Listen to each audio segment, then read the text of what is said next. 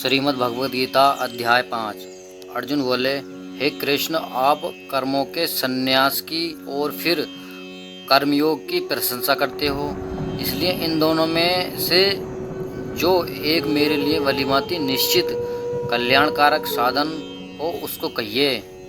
श्री भगवान बोले, कर्म संन्यास और कर्मयोग ये दोनों ही परम कल्याण के करने वाले हैं, परंतु उन दोनों में भी कर्म संन्यास से कर्म योग साधन में सुगम होने से श्रेष्ठ है। हे अर्जुन, जो पुरुष न किसी से द्वेष करता है और न किसी की आकांक्षा करता है, वह कर्मयोगी सदा सन्यासी ही समझने योग्य है, क्योंकि राग द्वेष आदि द्वंद्वों से रहित पुरुष सुखपूर्वक संसार बंधनों से मुक्त हो जाता है। उपयुक्त संन्यास और कर्मयोग को मूर्ख लोग पृथक पृथक फल देने वाले कहते हैं, न कि पंडित जन, क्योंकि दोनों में से एक में भी सम्यक प्रकार से स्थित पुरुष दोनों के फल रूप परमात्मा को प्राप्त होता है। ज्ञान योगियों द्वारा जो परम धाम प्राप्त किया जाता है, कर्म योगियों द्वारा भी वही प्राप्त किया जाता है। इसलिए जो पुरुष ज्ञान योग और कर्मयोग को फल रूप में एक देखता है, वही यथार्थ देखता है। परंतु हे अर्जुन, कर्मयोग के बिना संन्यास अर्थात मन, इंद्रिय और शरीर द्वारा होने वाले संपूर्ण कर्मों में कर्तापन का त्याग प्राप्त होना कठिन है, और भगवत स्वरूप को मनन करने वाला कर्मयोगी परब्रह्म परमात्मा को शीघ्र ही प्राप्त हो जाता है। जिसका मन अपने वश में है, जो जितेंद्रिय एवं विशुद्ध अंतःकरण वाला है, और संपूर्ण प्राणियों का आत्मरूप परमात्मा ही जिसका आत्मा है, ऐसा कर्मयोगी कर्म करता हुआ भी लिप्त नहीं होता।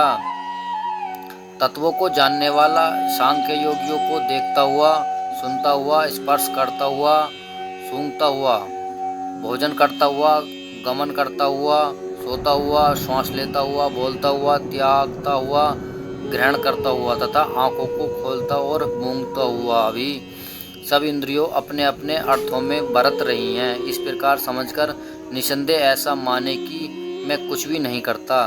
जो पुरुष सब कर्मों को परमात्मा में अर्पण करके और आसक्ति को त्याग कर कर्म करता है, वह पुरुष जल से कमल के पत्ते की भांति पापों से लिप्त नहीं होता।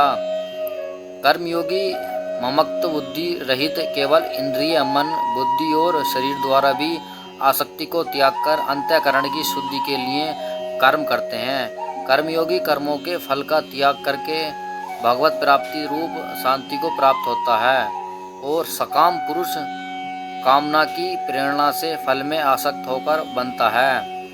अंतःकरण जिसके वश में है, ऐसा सांख्य योग का आचरण करने वाला पुरुष न करता हुआ और न करवाता हुआ ही नव द्वारों वाले शरीर रूप घर में सब कर्मों को मन से त्याग कर आनंद पूर्वक सच्चिदानंद परमात्मा के स्वरूप में स्थित रहता है।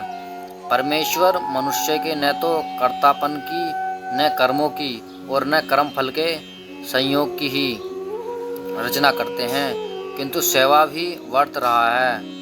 सर्वव्यापी परमेश्वर भी न किसी के पाप कर्म को और न किसी के शुभ कर्म को ही ग्रहण करता है, किंतु अज्ञान के द्वारा ज्ञान ढका हुआ है, उसी से सब अज्ञानी मनुष्य मोहित हो रहे हैं। परंतु जिनका वह अज्ञान परमात्मा के तत्व ज्ञान द्वारा नष्ट कर दिया गया है, उनका वह ज्ञान सूर्य के सदृश उस सच्चिदानंद परमात्मा को प्रकाशित कर देता है। जिसका मन तद्रूप हो रहा है, जिसकी बुद्धि तद्रूप हो रही है, और सच्चिदानंद घन परमात्मा में ही जिसकी निरंतर एक ही भाव से स्थित है, ऐसे तत्परायण पुरुष ज्ञान के द्वारा पाप रहित होकर अनुपरा वृद्धि को अर्थात परम गति को प्राप्त होते हैं। वे ज्ञानी जन विद्या और विनय युक्त ब्राह्मणों में तथा गो, हाथी, कुत्ते और चांडालों में भी सदगर्शी भी होते हैं, जिनका मन समभाव से स्थित और उनके द्वारा इस जीवित अवस्था में ही संपूर्ण संसार जीत लिया गया है, क्योंकि सच्चिदानंद घन परमात्मा निर्दोष और सम और इससे भी सच्चिदानंद घन परमात्मा में ही स्थित हैं। जो पुरुष प्रिय को प्राप्त होकर हर्षित नहीं हो और अप्रिय को प्राप्त होकर उद्विग्न न हो, वह स्थिर बुद्धि, संशय रहित ब्रह्मवेत्ता पुरुष सच्चिदानंद घन ब्रह्म परमात्मा में एक ही भाव से नित्य स्थित है। बाहर के विषयों में आसक्ति रहित अंतःकरण वाला साधक आत्मा में स्थिर जो ध्यान जनित सात्विक आनंद है उसको प्राप्त होता है। तदंतर वह सच्चिदानंद घन परब्रह्म परमात्मा में ध्यान रूप योग में अभिन्न भाव से स्थित पुरुष अक्षय आनंद का अनुभव करता है। जो ये इंद्रियां तथा विषयों के संयोग से उत्पन्न होने वाले सब भोग हैं, यद्यपि विषयी पुरुषों को सुख रूप भासते हैं तो भी दुख के ही हेतु हैं और आदि अंत वाले अर्थात अनित्य हैं। इसलिए हे अर्जुन, बुद्धिमान विवेकी पुरुष उनमें नहीं जमता। जो साधक इस मनुष्य शरीर में शरीर का नाश होने से पहले ही काम क्रोध से उत्पन्न होने वाले वेग को सहन करने में समर्थ हो जाता है, वही पुरुष योगी है और वही सुखी है। जो पुरुष अंत आत्मा में ही सुख वाला है, आत्मा में ही भ्रमण करने वाला है तथा जो आत्मा में ही ज्ञान वाला है, वह सच्चिदानंदन परब्रह्म परमात्मा के साथ एक ही भाव को प्राप्त सांख्य योगी शांत ब्रह्म को प्राप्त होता है। जिनके सब पाप नष्ट हो गए हैं, जिनके सब संशय ज्ञान के द्वारा निवृत्त हो गए हैं और जो संपूर्ण प्राणियों के हित में रत हैं और जिनका जीता हुआ मन निश्चल भाव से परमात्मा में स्थित है, वे ब्रह्मवेत्ता पुरुष शांत ब्रह्म को प्राप्त होते हैं।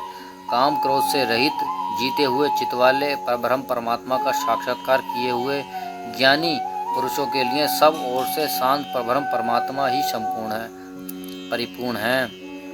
बाहर के विषय भोगों को न चिंतन करता हुआ बाहर ही निकालकर और नेत्रों की दृष्टि को भ्रुकुटी के बीच में स्थित करके तथा नासिका में विचरने वाला प्राण और अपान वायु को सम करके जिनकी इंद्रियां मन और बुद्धि जीती हुई हैं, ऐसा जो मोक्ष परायण मुनि इच्छा भय और क्रोध से रहित हो गया है, वह सदा मुक्त ही है। मेरा भक्त मुझको सब यज्ञ और तपों का भोगने वाला संपूर्ण लोकों के ईश्वर तथा संपूर्ण भूत प्राणियों का सुहृद अतः स्वार्थ रहित दयालु और प्रेमी ऐसा तत्व से जानकर शांति को प्राप्त होता है। 5वां अध्याय समाप्त होता है।